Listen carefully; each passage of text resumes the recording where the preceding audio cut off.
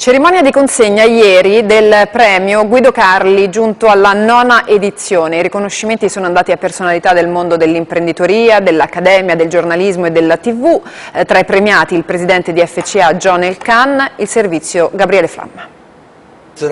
Un riconoscimento alle eccellenze italiane impegnate in diversi fronti della vita civile, dall'economia allo spettacolo, dal giornalismo alla moda. Sono 14 le onorificenze assegnate a Montecitorio nella 9ª edizione del premio Guido Carli, un'occasione per nutrire i valori di rigore e professionalità del grande economista.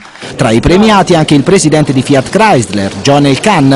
In un ideale passaggio di consegne tra generazioni, il nipote dell'avvocato Agnelli, seduto accanto alla nipote di Guido Carli, Romana Liuzzo, anima della fondazione che assegna il premio.